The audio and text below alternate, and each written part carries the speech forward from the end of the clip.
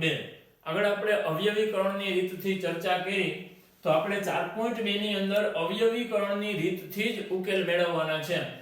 તો 4.2 માં 1 થી 6 પ્રશ્નો આપેલા છે, જેમાં બીજો પ્રશ્ન છે એમાં આપ્યું છે ઉદાહરણ 1 માં આપેલ પ્રશ્નોના ઉકેલ મેળવો। તો ઉદાહરણ 1 ની અંદર શું આપ્યું હતું? એની અંદર બે કૂટ પ્રશ્નો આપેલા હતા અને આપણને પરિસ્થિતિ ઉપરથી દ્વિઘાત સમીકરણ મેળવવાનું હતું। તો આપણે એમાં સમીકરણ તો મેળવી લીધું હતું, હવે એના માત્ર ઉકેલ મેળવવાનાની અંદર કીધા છે। તો ઉદાહરણ 1 માં આપણે સમીકરણ મેળવતા એ સમીકરણના ઉકેલ આપણે જે અહીંયા ઉકેલ મેળવશું આ બધા પ્રશ્નોની અંદર એ જ રીતે મેળવવાના છે। તો એ તમે જાતે કરી શકશો। પહેલા આપણે આ બાકીના પ્રશ્નો જોઈ લઈએ, જોયા પછી તમને ખ્યાલ આવશે કે આની અંદરના પ્રશ્નો ઉકેલવા શેલા છે। જોઈએ આપણે પ્રશ્ન પહેલો, અવયવીકરણની રીતથી ઉકેલ મેળવો। એની અંદર 5 પ્રશ્નો આપ્યા છે। પહેલો જોઈએ શું આપ્યું છે એમાં, x વર્ગ -3x - 10 બરાબર 0। અવયવીકરણની રીતથી ઉકેલ મેળવો એનો મતલબ પહેલા અને છેલ્લાના સહગુણકનો ગુણાકાર, અહીં એકડો છે અહીંયા 10 છે, તો 10 ના એવા ભાગ પાડો બાદબાકી 3 થાય। તો 10 ના ભાગ ક્યાં પડે? 5 2 10 અને આની બાદબાકી 3 થાય છે। જો તો અહીં આપણે લખી શકીએ x વર્ગ 5x 2x - 10 બરાબર 0। વચ્ચેની નિશાની મોટા પદને આપવાની, બાદબાકી છે એટલે બેની નિશાની જુદી જુદી આવશે।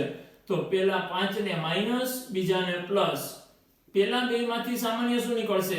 x, અંદર વધશે x - 5, બીજામાંથી 2, અંદર વધશે x - 5 બરાબર 0। આ બે કૌંસ સરખાવ્યા તો x - 5 સામાન્ય કાઢી શકાય, બાકીનું વધ્યું બીજા કૌંસમાં x + 2 બરાબર 0। હવે શું કરવાનું? 2 ના બરાબર 0 મૂકવાના, x - 5 બરાબર 0 અથવા x + 2 બરાબર 0। પાંચડો સામે જાય, x બરાબર 5, આમાં આવશે x બરાબર -2। તો આ આપણને શું મળ્યું? આ સમીકરણના ઉકેલ। હવે આપણા ઉકેલ સાચા છે કે ખોટા છે ચેક કરવું હોય તો સમીકરણની અંદર મૂકી દેવાના। જો આપણે ચકાસીએ, પહેલા આપણે પાંચડો મૂકીએ, 5 નો વર્ગ 25, 5 3 15 અને -10 તો હતા જ, 25 - 15 એટલે 10, 10 માંથી 10 જાય તો 0 મળી ગયો। બીજો ઉકેલ ચેક કરીએ, -2 મૂકીએ, -2 નો વર્ગ +4, -2 મૂકીએ અહીંયા, -2 ને -3 એટલે +6, -10, 6 ને 4 10 - 10 એટલે શું થઈ ગયું? 0। બે જોઈનો ઉકેલનું બે ઉકેલ સમીકરણનું સમાધાન કરે તો આપણો જવાબ સાચો। તો આપણે ચેક કરી શકીએ આ રીતે। હવે જોઈએ પ્રશ્ન બીજો, 2x વર્ગ વત્તા x - 6 બરાબર 0। અહીંયા 2, અહીંયા 6, 6 2 12, 12 ના ભાગ પાડવાના, બાદબાકી 1 થવી જોઈએ। તો 3 4 12 થાય, એની બાદબાકી 1 થાય। તો આપણે શું લખશું?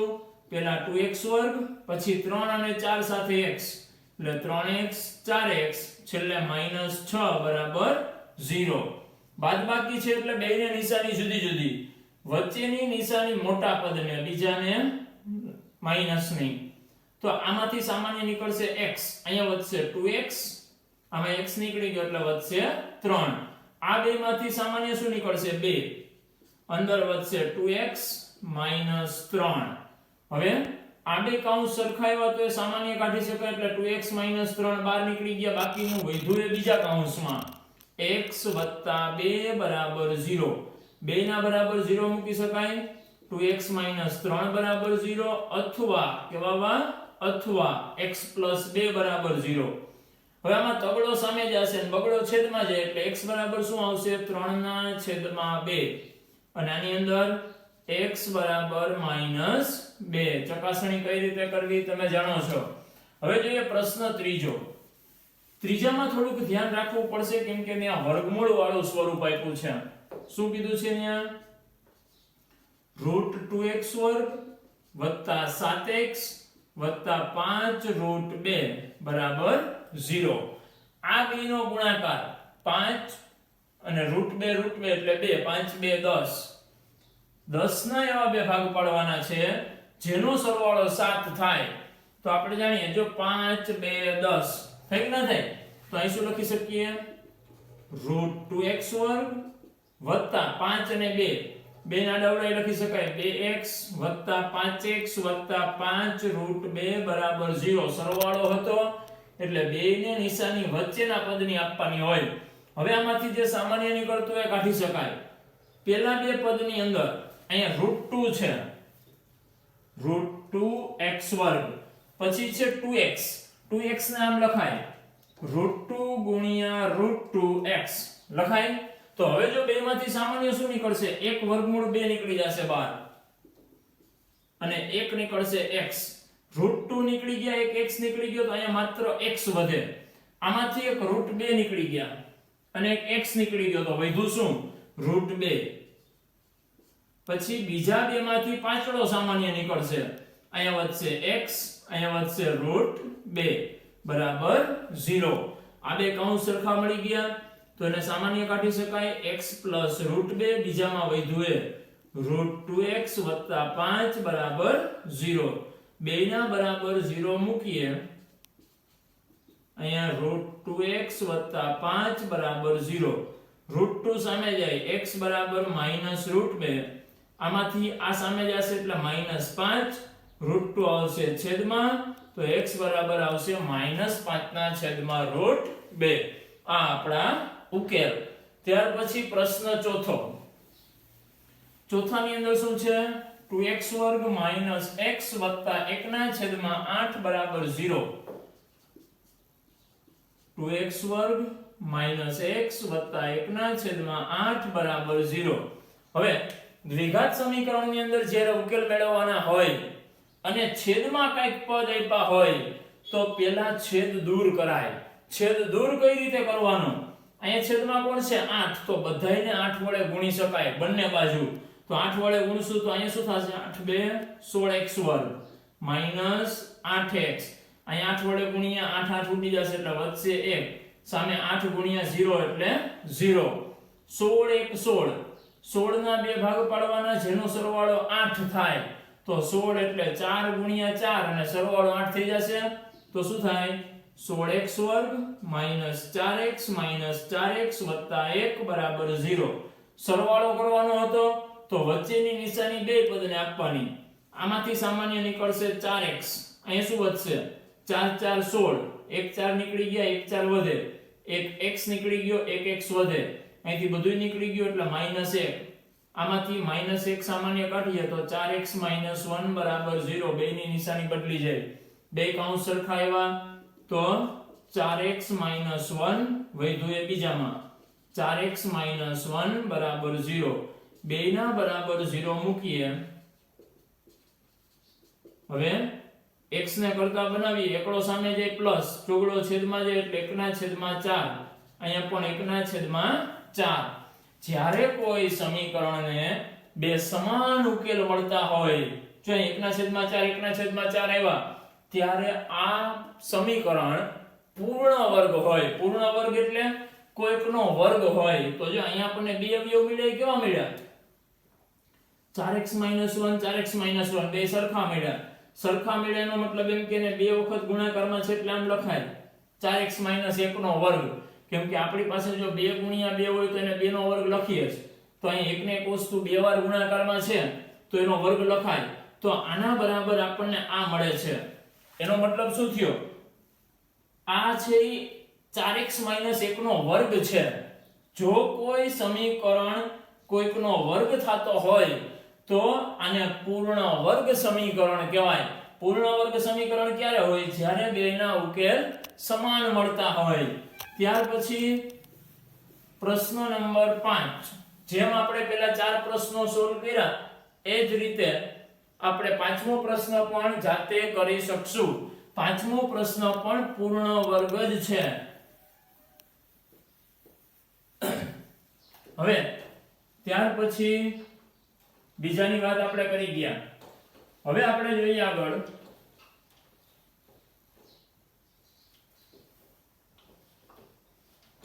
3 4 5 અને 6 આ બધા કુટ પ્રશ્નો આપ્યા છે તો એને પહેલા આપણે સમીકરણના સ્વરૂપમાં ફેરવવું પડે અને ફેરવા પછી આપણે એનો ઉકેલ મેળવવો પડે. તો પહેલા આપણે જોઈ લઈએ પ્રશ્ન નંબર 6.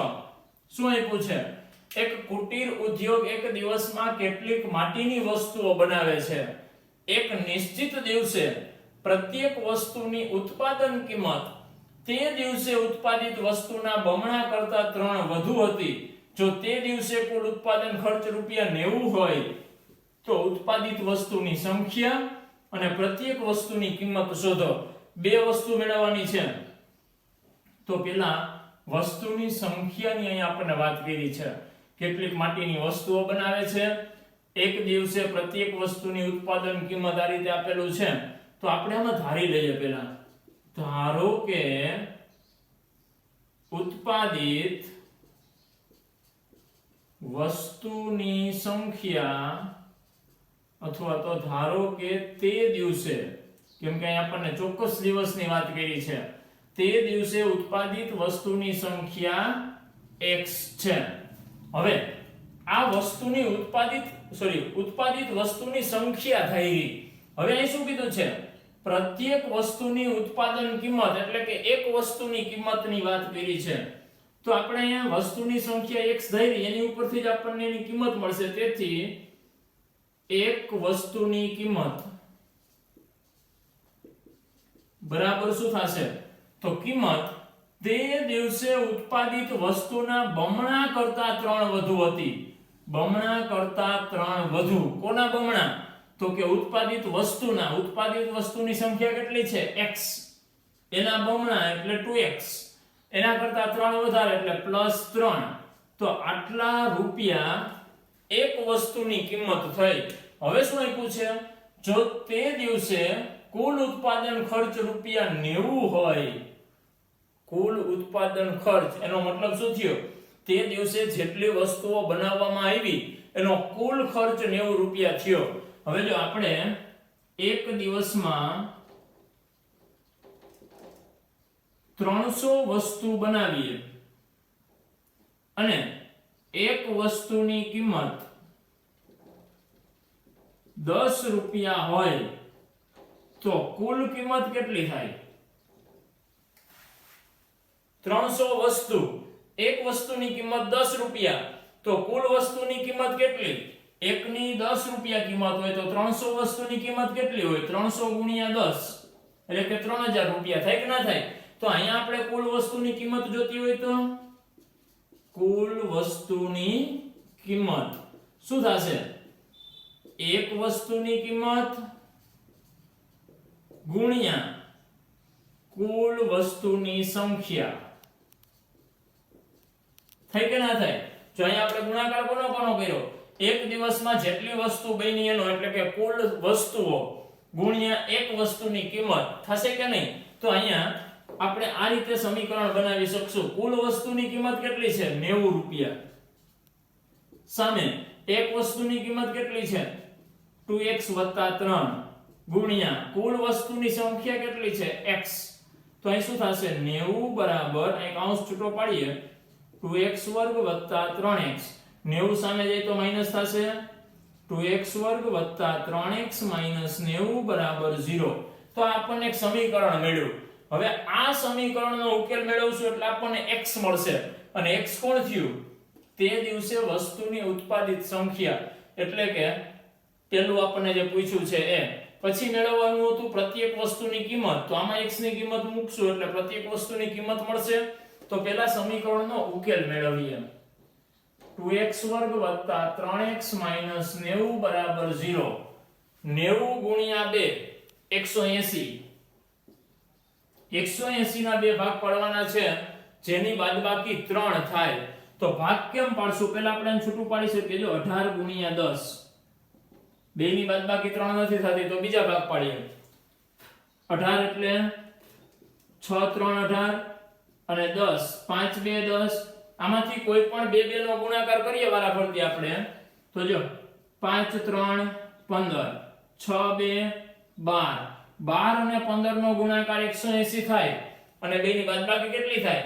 3. તો આપણે એવું જ પદ જોઈએ છે. તો લખી શકાય શું? 2x² 12 અને 15 12x 15x -90 બરાબર 0.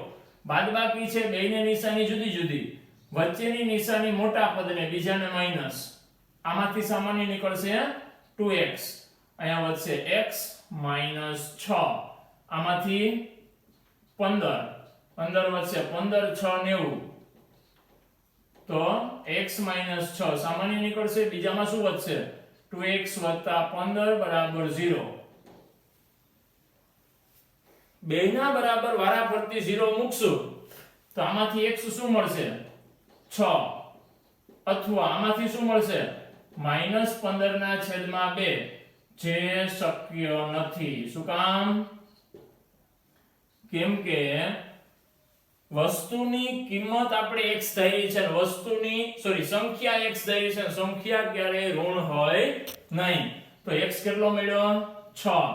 એનો મતલબ એમ કે તે દિવસે ઉત્પાદિત વસ્તુની સંખ્યા કેટલી થઈ 6. તો આપણે લખી શકીએ, તેથી તે દિવસે ઉત્પાદિત વસ્તુની સંખ્યા બરાબર 6. બીજું, એક વસ્તુની કિંમત મેળવવાની છે. એક વસ્તુ એટલે કે પ્રત્યેક વસ્તુની કિંમત 2x + 3 છે, તો 2 × 6 + 3, 6 2 12 ને 3 15 રૂપિયા. એક વસ્તુની કિંમત કેટલી થઈ 15 રૂપિયા. એક દિવસમાં વસ્તુ કેટલી બને છે 6. તો જો એક વસ્તુની કિંમત 15, ટોટલ વસ્તુ દિવસમાં 6 બને છે, તો કુલ કિંમત કેટલી થાય બેના ગુણાકાર જેટલી, 15 6 90. અને અહીં આપણને આપ્યું તો જો તે દિવસનો કુલ ખર્ચ કેટલો છે 90 રૂપિયા. હવે ત્યાર પછી પ્રશ્ન નંબર 3 જોઈએ.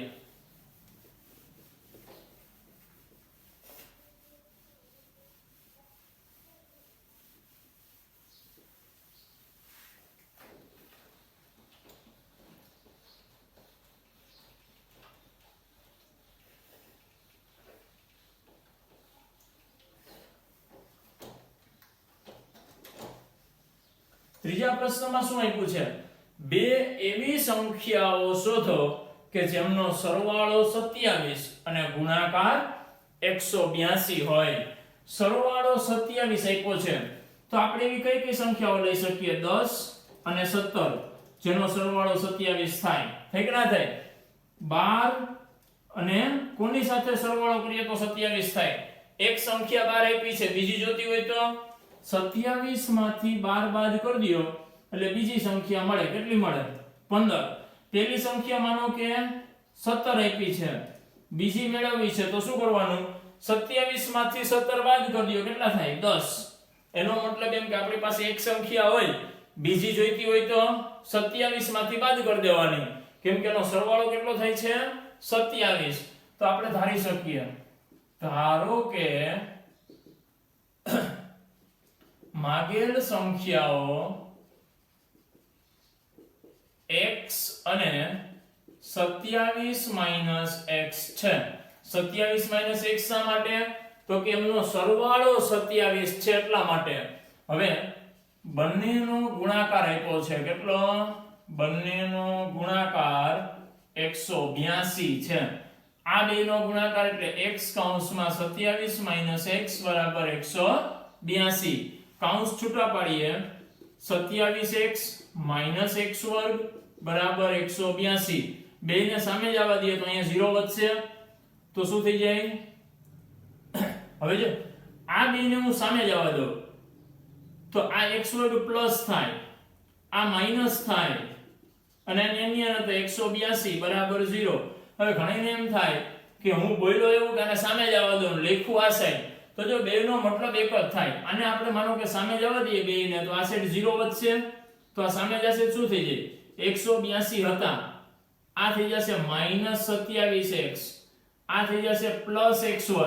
હવે વાતાવરણ બેમાં સરખું જ મળ્યું, જો x² પ્લસ છે, 27 વાળું પદ માઈનસ છે, 182 એ પ્લસ છે. હવે આ બેની અદલા બદલી કરી દઈએ, આ બધાય પદ આ સાઈડ લઈ આવીએ શું થાય માઈનસ, એટલે -x² + 27x - 182 બરાબર સામે શું થઈ જશે -0. 0 માઈનસ હોય પ્લસ હોય કઈ ફેર પડે નહીં. આટલું કર્યા પછી હવે આપણે બે બાજુ સરખી પ્રક્રિયા તો કરી જ શકીએ. તો બે બાજુ આપણે -1 વડે ગુણીએ. અહીંયા હતા -x વર્ગ 27x -182 બરાબર -1 ગુણ્યા 0. બે સાઈડ શું કર્યું? -1 વડે ગુણ્યા. બે બાજુ સરખી પ્રક્રિયા કરી શકાય. સામે શું થઈ ગયું? -1 ગુણ્યા 0 એટલે 0. આ -1 અંદર બધાયના ગુણાકારમાં જાય તો બધાયની નિશાની બદલે. અહીંથી જાય +x વર્ગ, અહીંથી જાય -27x, અહીંથી જાય +182. તો જો પાછું પદ એવું જ મળ્યું. તો જ્યારે આપણે આને સામે લઈ જઈએ અને આ સાઈડ 0 કરીએ તો જરૂરી નથી કે આપણે બધું સામે જ લખવું. આ સાઈડે લખી શકાય. તો સામે શું મૂકી દેવાનું? 0. તો આમાં કઈ ફેર પડશે નહીં. હવે આપણે આનું સાદુરૂપ આપવાનું છે. 182 ના એવા ભાગ પાડવાના સરવાળો 27 થાય. જો આપણને ડાયરેક્ટ ભાગ પાડતા ના આવડે તો આપણે આ રીતે આમ સીડી બનાવી દેવાની ભાગ પાડવા માટે. પેલાનો 2 વડે ભાગ આવશે. 2 નો 18, 2 1 2 થશે. હવે ક્યાં ભાગ આવશે? 7. 7 * 7, 2 વધ્યા, 7 3 21, 13 વધ્યા. તો કયા કયા ભાગ પડે 182 ના? 2, 7 અને 13. આમાંથી આપણે બે જ ભાગ બનાવવાના છે જેનો સરવાળો 27 થાય. તો 7 2 14, બીજો ભાગ 13. બે નો ગુણાકાર 182 થતો જ હોય. બે નો સરવાળો 27 થઈ છે. હા, તો આપણે બે ભાગ ક્યાં આવશે? 14 અને 13. તો એ લખી શકીએ x વર્ગ -13x -14x વત્તા 182 બરાબર 0. પેલા બે માંથી સામાન્ય x અંદર વધશે x - 13, આમાંથી -14. તો અહીંયા +x -12 કાઢ્યા એટલે -14 ગુણ્યા 13 એટલે 182. આ કૌંસ બહાર નીકળશે. બાકીનું શું વધ્યું? x - 14 બરાબર 0. બેના બરાબર 0 મૂકીએ તો x - 13 બરાબર 0 અથવા x - 14 બરાબર 0. તો x બરાબર શું આવ્યું? 13. અહીંયા શું આવશે? x બરાબર 14. તો x ની બે કિંમત મળી. આપણે શું જોતું હતું? માગેલ સંખ્યાઓ બે. તો પહેલી સંખ્યા x 13 હોય ત્યારે બીજી સંખ્યા શું હોય? પહેલી સંખ્યા 14 હોય ત્યારે બીજી સંખ્યા શું હોય? જો આપણને x ના આવા બે જવાબ મળે તો આપણે બે કિંમત વારાફરતી મૂકવી પડે. તો એના માટે આપણે લખી શકીએ જો x બરાબર 13 તો બીજી સંખ્યા શું હોય? 27 - x. x એટલે 13. 27 માંથી 13 જાય તો 14. પછી જો x બરાબર 14 તો પેલી સંખ્યાનું આપણે કામ કરી દીધું. હવે બીજાનો વારો. જો x બરાબર 14 હોય તો બીજી સંખ્યા શું હોય? 27 - 14 એટલે કેટલા આવશે? 13. જો જવાબ તો બેમાં આમ સરખો જ મળે પણ દરેક વખતે આવું મળે એવું જરૂરી ના હોય. ક્યારેક અલગય મળતું હોય. તો આપણે બેયમાં વારાફરતી ચેક કરવું પડે. હવે પાછા આપણે અહીંયા આવીએ. આના અવયવ પડ્યા હતા આપણે. આ મળ્યા હતા કે નહીં? એના માટે આપણે આવા ભાગ પડ્યા અને બે પદ લેખા. જો આપણે આ બે પદ ના લખવા હોય તો એના માટે એક રસ્તો છે.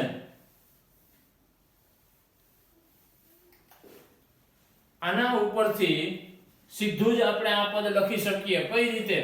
તો આપણે અહીંયા પેલા જોવાનું x વર્ગના ગુણાકારમાં એકડો જોવો જોઈએ. એટલે કે અહીં ગુણાકારમાં બીજું કંઈ હોવું જોઈએ નહીં. તો શું કરી શકાય? બે કૌંસ કરી દેવાના બરાબર 0. અહીં x વર્ગ એકલો જ હતો તો બેમાં મૂકવાના x. સરવાળો કરવાનો છે. એનો મતલબ એમ કે વચ્ચે બેની નિશાની સરખી આવશે. કઈ આવશે? માઈનસ. ઘટે કોણ? આ બે. તો 182 ના આપણે બે ભાગ પાડ્યા હતા. કયા પાડ્યા? 13 અને 14. તો એકમાં 13 એકમાં 14. કામ પૂરું. જો મળી ગયું. ક્યારે આવું થાય? જ્યારે x વર્ગના ગુણાકારમાં બીજું કંઈ હોય નહીં ત્યારે. ત્યાર પછી આપણે જોઈએ પ્રશ્ન નંબર 4. ચોથા પ્રશ્નમાં શું છે? જેના વર્ગોનો સરવાળો 365 હોય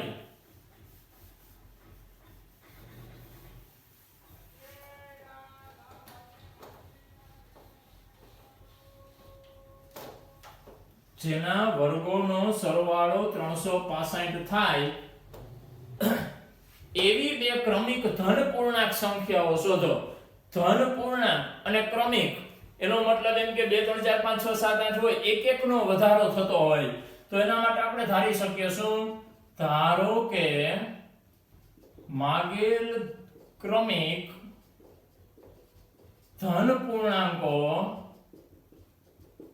x અને x + 1 છે. જો 1 5 હોય તો એના પછીનું ક્રમિક કોણ આવે 6, એટલે કે 5 + 1, તો એક આપણે x ધાર્યું તો બીજી આવશે x + 1. શું કરવાનું છે? જેના વર્ગોનો સરવાળો 365 હોય તો આ બેના વર્ગોનો સરવાળો આપ્યો છે, એટલે કે બંનેના વર્ગોનો સરવાળો બરાબર 365. બંનેના વર્ગ એટલે આનો વર્ગ x વર્ગ, બીજાનો વર્ગ એટલે x + 1 નો વર્ગ બરાબર 365. આનું સાદું રૂપ આપીએ x વર્ગ, આનું શું થશે x વર્ગ + 2x + 1 a વર્ગ + 2ab + b વર્ગ મુજબ છૂટું પડે સામે 365. આ શું થઈ ગયું 2x વર્ગ + 2x, આ સાઈડ આવે તો માઈનસ થાય, અહીં એકડો છે એટલે કેટલા થઈ જશે 364 બરાબર 0.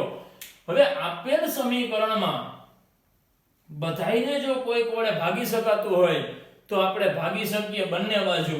તો જો આ બધાઈને 2 વડે ભાગી શકાય તો અહીંયા શું વધશે x વર્ગ, અહીંયા શું વધશે x.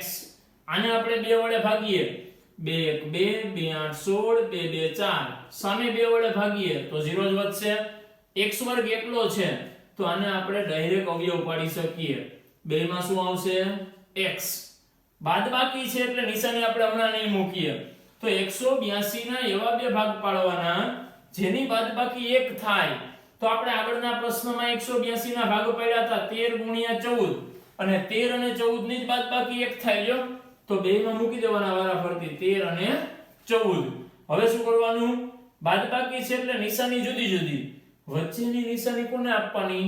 મોટા પદને, બીજાને માઈનસ. આપણું કામ પૂરું. હવે 2 ના બરાબર 0 મૂકીએ તો શું થશે? આમાંથી x બરાબર 13, આમાં શું થશે? x બરાબર -14, જે શક્ય નથી. શું કામ? કેમ કે અહીંયા આપણને ધન પૂર્ણાંકની વાત કરી છે, ના કેવો મળ્યો ઋણ પૂર્ણાંક. તો શું મળશે? x બરાબર 13. તેથી માગેલ ધન પૂર્ણાંકો 13 અને પેલી 13 તો બીજી કઈ આવશે? 13 + 1 એટલે 14 છે. રેડી? ત્યાર પછી પ્રશ્ન 5મો. એક કાટકોણ ત્રિકોણનો વેધ તેના પાયા કરતા 7 સેમી નાનો છે. પહેલા તો કાટકોણ ત્રિકોણની વાત કરી છે તો હું કાટકોણ ત્રિકોણ દોરી દઉં. આપણે આને નામ આપી દઈએ a b c.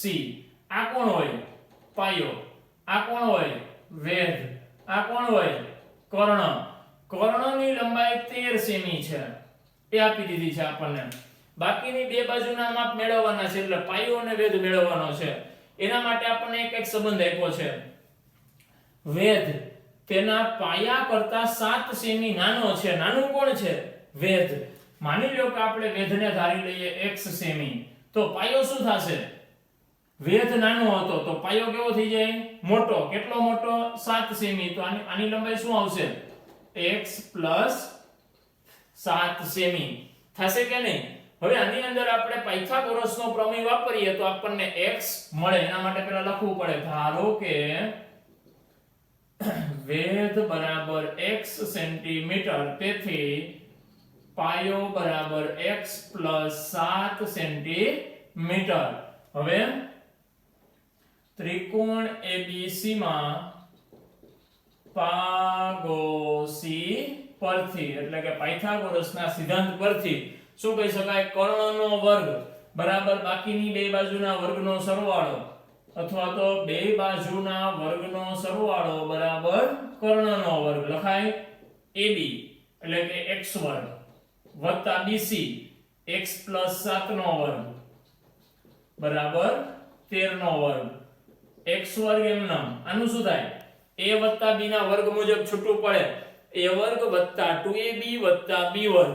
a વર્ગ એટલે પહેલાનો વર્ગ x વર્ગ, વચ્ચેનું પદ હોય 2ab, 2 a એટલે x, b એટલે 7, 7 2 14x વત્તા 27 49 13 નો વર્ગ આ સાઈડ આવે તો માઈનસ થાય 169 બરાબર 0 આ થઈ ગયા 2x વર્ગ વત્તા 14x આ બેની બાદબાકી 169 ને 49 0 2 1 120 પણ કેવા માઈનસ બધાઈને 2 વડે ભાગી શકાય જો 2 વડે ભાગશું તો અહીં શું આવશે x વર્ગ અહીંયા આવશે 7x અહીંયા આવશે 60 બરાબર 0 x વર્ગ એકલો છે એટલે કૌંસ કૌંસ બરાબર 0 બેમાં આવશે x અહીંયા આપણે ડાયરેક્ટ અવયવ પાડી શકીએ 60 ના એવા ભાગ પાડો બાદબાકી 7 થાય 60 ના ભાગ કયા કયા પડે 6 10 60 બાદબાકી 7 નથી થતી 12 5 60